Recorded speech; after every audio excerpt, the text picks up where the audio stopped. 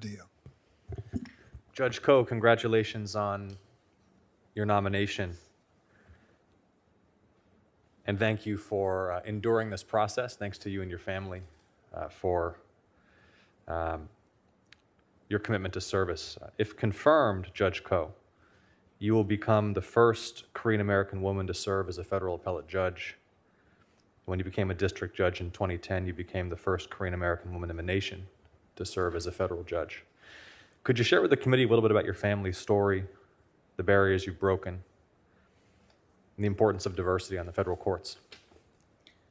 Let me start with the importance of diversity on the federal courts. I think it is so important to reaffirm the American dream that anybody can become a judge in the United States.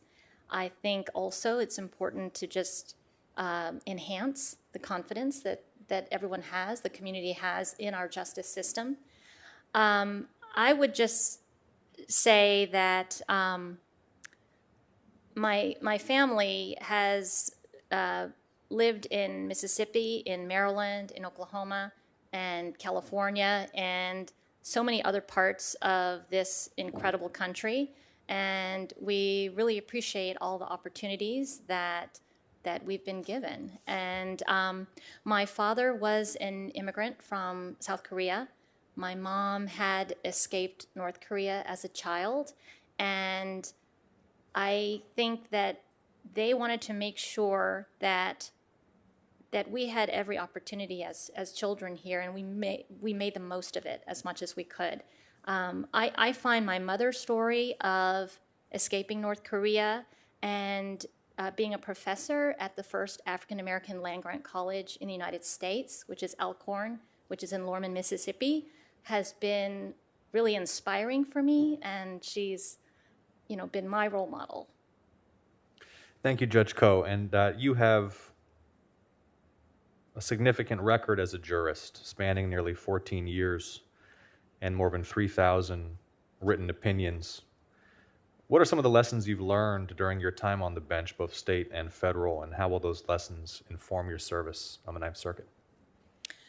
So I have just had a lot of exposure to so many different areas of the law and so many different types of cases, so many types of litigants.